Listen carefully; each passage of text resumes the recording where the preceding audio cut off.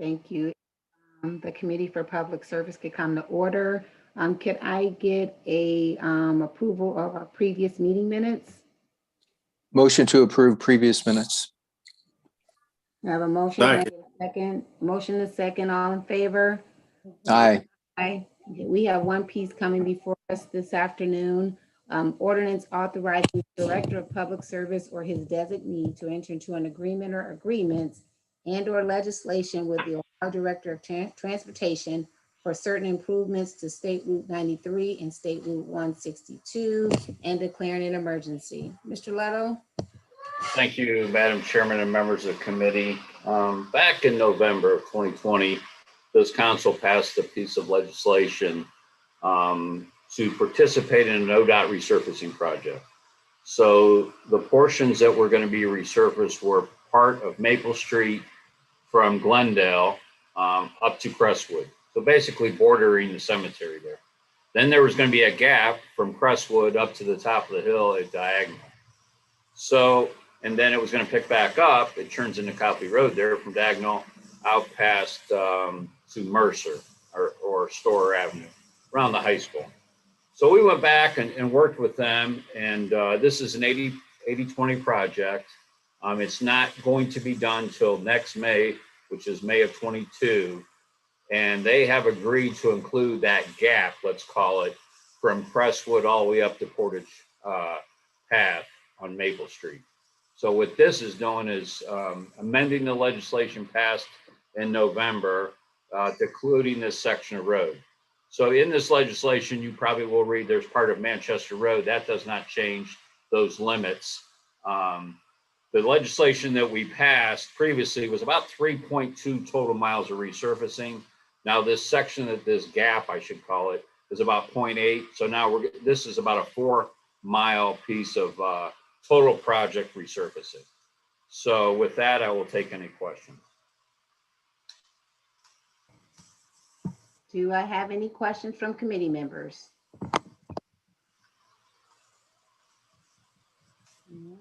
Do I have any questions from council members? Yes, Madam Chair. Yes, Councilwoman Amobian? Yes, I'm just curious, Mr. Leto, does this help in terms of the coordination of working with ODOT so we won't have all this construction going on without coordinating with our plans? It looks like we have requested this. I just want to make sure that we won't run into the situation we had before. Yeah, we did request this. It's a good question, Ms. Abobian.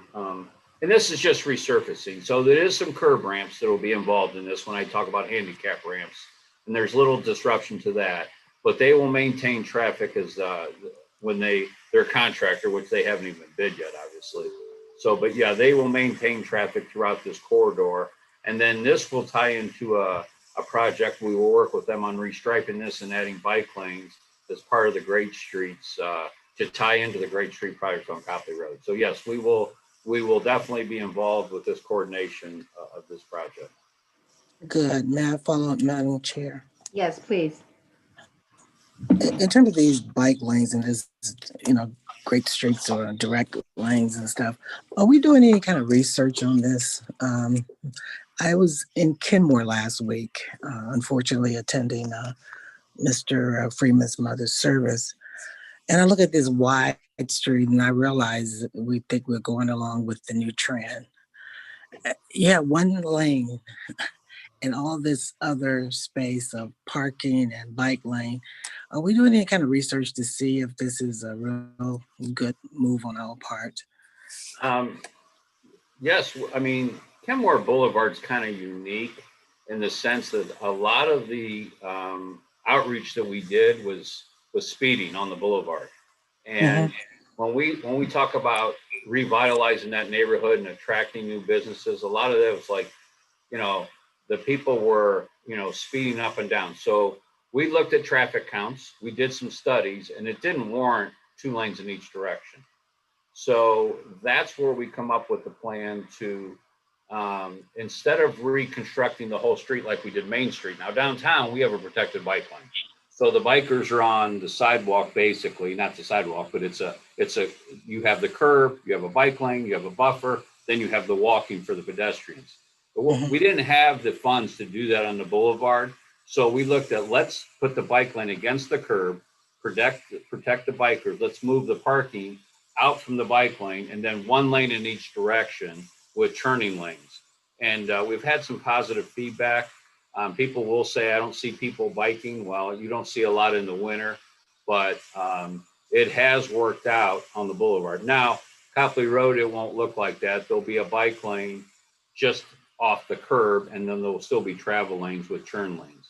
So it won't look the same as Kenmore Boulevard. And the other question, I'm done after this question, Madam Chair. You see people going around you into the left lane, there's a turning lane. Are we kind of monitoring that, because, everybody got to get somewhere in the next second and not going anywhere too fast, but they violate the striping and all of that and use it as a way to go around the car in front of them. Yeah, unfortunately, it's hard to, you can't correct if they're going to drive erratically, but right now we're doing Talmadge Avenue, and a lot of the accident reports on Talmadge Avenue were side swipes. So as people were passing on the right, like you said, you don't see them coming up on the right, and then if someone wants to get over, then there's a lot of side swipe accidents. So with Fort Finley, Jennings, tying into North, and doing traffic counts, we're going to have that done very soon. Well, there will be bike lanes, but it's only one lane in each direction. And the thought was there, by timing the lights and keeping the traffic moving, there's enough of the roadway so you won't have backups on Talmadge Avenue. So we are looking at that. There's a lot of things that go into it, not only business and residents input, but traffic engineering does a lot of traffic counts. And what we found on Talmadge Avenue was at Jennings, you had Dayton Street that was offset. And then you went up to Patterson Avenue and it was offset, which means on whether you're on Patterson or Dayton, there was a light for each directions, north and south, and then Talmadge was east and west. So we realigned those two streets. So on Patterson and Dayton, we actually eliminated one light cycle, which will help keep the traffic moving in a more free motion. And there again, adding some turn lanes. But to your question, how do you stop people from going in the wrong lane? It's pretty much enforcement. We will try to monitor, but if they know they're not supposed to do that, it's still erratic driver is really hard to control. Sure. Thank you very much. You're welcome. Do we have any other questions from council members? Seeing none. Mr. Little, what's your pleasure? Consent's fine, Madam Chair. I mean, this is participating legislation. There's no real hurry, so. Okay. Can I get a motion for consent? Motion for consent agenda. Second. And a motion and second, all in favor? Aye. Mr. Malik? Yeah, I just have a question unrelated to that legislation. Okay, well, let me back out of, so the ayes have it and it is approved, and Mr. Malik, go ahead. Thank you very much, Madam Chair. Mr. Little, just wanted to reach out. I had a couple calls from residents about 2021 resurfacing. Do you know when we can expect that finalized list of the streets for this year? Yeah, we were hoping to have it to you by today, but it should be within a few days. We're still working through some construction and lead service.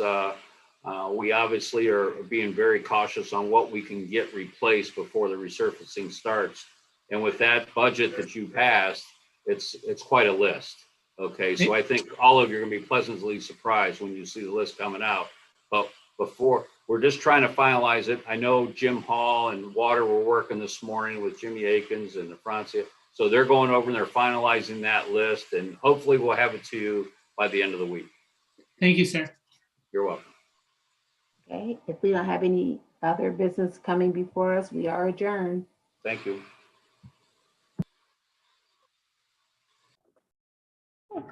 Our next committee meeting for the day will begin at 2:30, and that's the Health and Social Services Committee. Those committee members are Amobian, Freeman, Baylor, Neal, and Lombardo. Again, that will begin at 2:30. So we'll stop our live stream and be back at 2:30. Thanks.